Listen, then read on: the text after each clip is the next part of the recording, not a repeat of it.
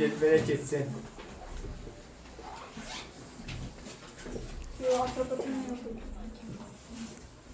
Yaxşı. Dedik ki, Azərbaycanda İskəndər İmperiyasının parçalanması nəticəsində, necə ki, İskəndər İmperiyasının parçalanması nəticəsində Selevki, Suriya padşahlığı, Makedoniya padşahlığı, Misir padşahlığı yaranırsa, öz imperiyası, Azərbaycanda da yaranacaq Albaniya və Atropatena. Albaniya Azərbaycanın şimalında yaranmışdır, Atropatena isə cənubunda yaranmışdır.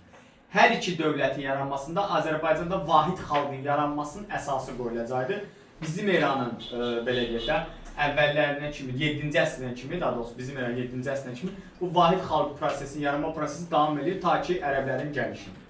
Atropatena dövləti Azərbaycanın cənubunda yaranır. Cənubunda yaranması, yəni cənub bilirsiniz də, aşağı bölgədir, bu bölgədir, yəni Arazdan aşağı bölgədir. Cənubunda yaranması, dedi ki, Manna ilə oxşar cəhət olacaqdır. Quldar monarxiya olması, hökmdar hakimiyyət tərəfindən idarə edilməsi, qeyri-məhd hökmdar hakimiyyətə malik olması yenə Manna ilə oxşar cəhətdir. Yenə eyni ilə ümumi tarixdə keçdiyimiz digər bütün dövlətlərdən oxşar cəhət olacaq. Atropatena dövləti öz adını Atropatdan götürəcək. Atropat vaxtı ilə Əhəmənilərə xidmət edirdi. Bildiyimiz kimi Erdəməl 331-ci ildə Qavqamel döyüşündə Əhəməni ordusu tərkibində vuruşacaqdı. Və lakin bilirsiniz Qavqameldə Əhəmənilər məğlub olur, sonra Atropatena dövləti Əhəmənilər süqut eləyir və yerinə İskəndər yaranacaqdı. Daha doğrusu Şərqdə İskəndər imperiyası yayılacaqdı. Və İskəndər imperiyası bu dövrdə Makedoniya İskəndər bütün Əhəmənilərin dövründə olan satrapların hamısı vəzifədən azad ediləcəkdi. Atropat isə ona tabi olmayacaqdı. Sonradan isə Atropatena xalqın belə deyək də bir növ qırğına məruz qalmasın deyə və qüvvələr nisbətinə görə məcbur İskəndərə tabi olmaq məcburiyyətində qalacaqdı.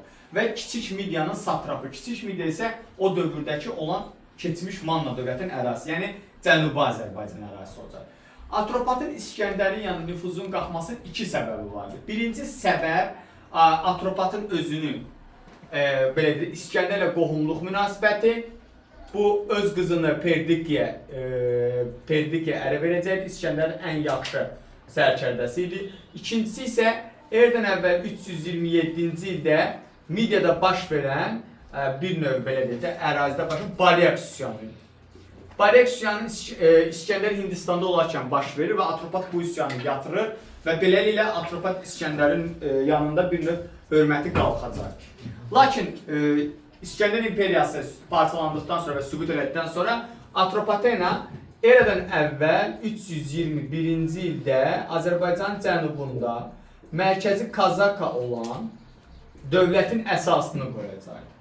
Bu dövrdə dedi ki, Atropatena'dan belə deyək də Magmük, Kaspi, Kadüsü tayfalar yaşadı ki, bunlar da hamısı türk mənşəli tayfalar olmuşlar. Kazaka dedi ki, dövlətin mərkəz şəhəri idi, həm də erdən əvvəl 7-6-cı əsrdə yaranan Zərdüştlük dininin mərkəzidir, ibadətgahı. Necə bizdə indi İslamda Məkkə, Mədinəsi, o dövrdə də Kazaka idi. Zərdüştlük erdən əvvəl 7-ci əsrdə yaranmışdı, 6-cı əsrdə yaranacaqdı.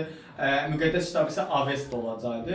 Onun orijinal variantını İskəndər belə deyək də Persopol şəhərini və sarayını yandırarkən Avestanın orijinalı yandırılmışdı. Sonradan isə Sasaniya dövründə yenidən yığılacaqdı. Yəni bir növ müqəddəs Quran-ı Kərim kimi o da Avesta kitabı müqəddəs kitab hesab olunacaqdı. Zərdüştlüyə görə bilirsiniz ki, hava, od, su, torpaq müqəddəsdir. Onu çirkləndirmək olmaz. Novruz bayramımız, yəni sizin qeyd edəcəyiniz Novruz bayramı qədim Zərdüşt bayramıdır ki, yəni o vaxtdan qalma bir bayramdır. 327-ci ildə dedi ki, Atropat belə deyək də 321-ci dövləti yaradacaq. Atropat dövləti yaratdıqdan sonra eradan əvvəl 321-ci ildən eradan əvvəl 223-ə kimi Atropatena dövləti öz müstəqilini qoruyub saxlayacaq. 223-cü ildə Atropatena hökmdarı Artabazanın dövründə Selevki hökmdarı 3-cü Antiox hücum edir Atropatena'ya. Antiox hücum edəcək. Antiox hücum edəcəkdi Atropatena'ya və Artabazan müharibəyə hazır olmadığı üçün onun məğlub olacaqdı və Atropatena'nın bir müddətli də olsa varlığına son qoyacaqdı. Selevkilərdən asıllıq dövrü isə erdən əvvəl 223-190-cı il olacaq. Bu dövrdə Selevki dövləti Ön Asiya və Kiçik Asiya uğrunda Roma ilə mübarizə aparır. Erdən əvvəl 190 Magneziya döyüşündə Selevki Roma arasında baş vermişdi. Bu döyüşdə Roma qələbə qazanıb birincilərin məğlub olmasına gətirib çıxaracaqdı. Selevkilərin məğlubiyyəti isə bir növ Magneziya məğlubiyyəti parçalanmağa gətirib çıxaracaqdı. Və Selevki imperiyası parçalanması deməli 2-ci əsrdə yenidən Atropatenanın müstəqil olmasına gətirib çıxaracaqdı. Müstəqil olacaq. Əvvəl 2-ci əsrdə bilirsiniz də Hindistanda belə deyək də Ashoka vəfat eləyir və Maurya sülaləsində devrilir. Hindistanda kiçik dövlətə parçalanacaqdır. Bax bu Ərdəbil 2-ci əsrdə bunu deyir. Məsələn üçün Ərdəbil 4-cü əsrdə Atropatena yarandığı əsrdə Qranik, İs, Qavqamela döyüşləri baş verir, Xeronea döyüşləri baş verir, Yunanistan işğal olunur Makedoniya arasında, yəni bunları vermək olar.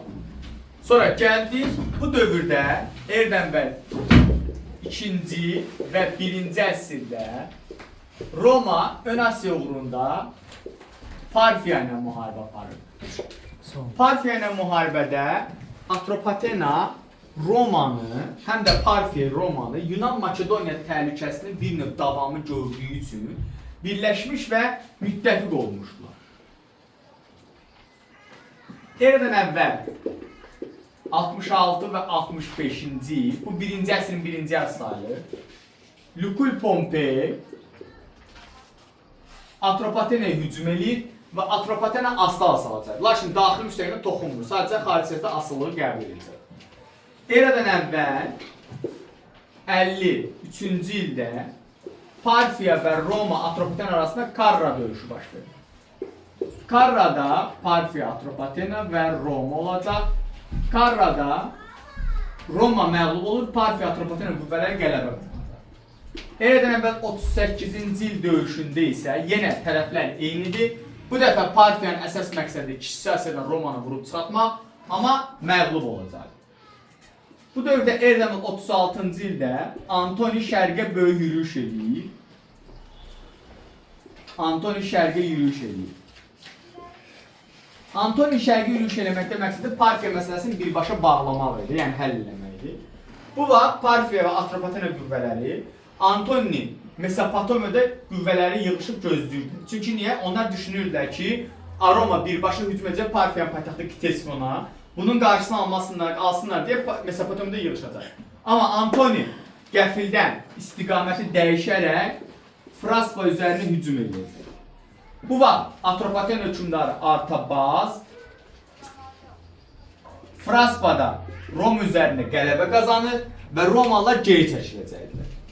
Artabaz Parfiya ilə müttəfiq idi o vaxt. Çünki Fraspa döyüşündə Parfiyanın köməyi ilə qələbə qazanmış. Lakin Artabaz sonra görür ki, Parfiya bunu işğal eləmək istəyir. Çünki Artabazın da nüfuzu qalxmışdı Roma ilə mübarizədə qələbə qazandığı üçün və nüfuzu qalxdığı üçün və Parfiya Atropatenanı tutmaq istədiyi üçün Artabaz xarici siyasətə istiqamət dəyişərək Roma ilə yaxınlaşacaq və Parfiyadan uzaqlaşacaq.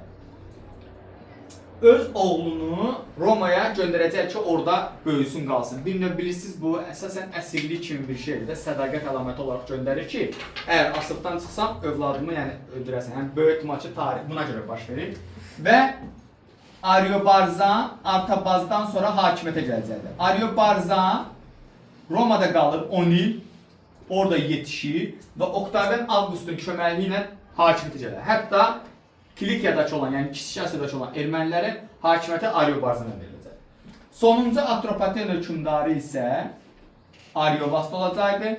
Eramızın 20-ci ili, yəni bizim eranın 20-ci ili, bizim eranın 1-ci əsrində Parfiya dövləti Ariovast üzərinə hücuma keçir və taxtdan salır və Atropatenanın varlığına son qoyacaq. Eramızın 1-ci əsrində qırmızı qaşlar üsyanı baş verir. Həmin ildə də Atropatena dövlətin, həmin əsrdə də Atropatena dövlətin istiqlaliyyəti başa çatır. Yəni bunu yadınızda saxlayın. Atropatena dövləti dedik, əhalisi əkinçilik, malları və sənətkarlıqla məşğuldur. Dini zərdiştlik olsa da Yunan elinin mədəniyyətin təsirinə də məruz qalır. Biz hardan bilirik ki, Yunan mədəniyyəti təsirinə məruz qalır? Birincisi, Yunan tanrılarına sitayiş, Kerif abidəsi. İkincisi isə belə kirəmiddən istifadə. O dövrdə kirəmiddən istifadə ancaq Yunanlar istifadə edir və Atropatenalar da istifadə edirdi. Sonra səma atları adlandırılır Çin mənbələrində Atropatena atlarını və ən böyük vilayət belə deyək, əraziləri bir çox şəhərləri vardır. Kazakadan əlavə məsələn Fraspa, Fanaspa bunlar demək olar ki, şəhərləri olacaqdır. Bu da sizin Atropatena dərsinizdir.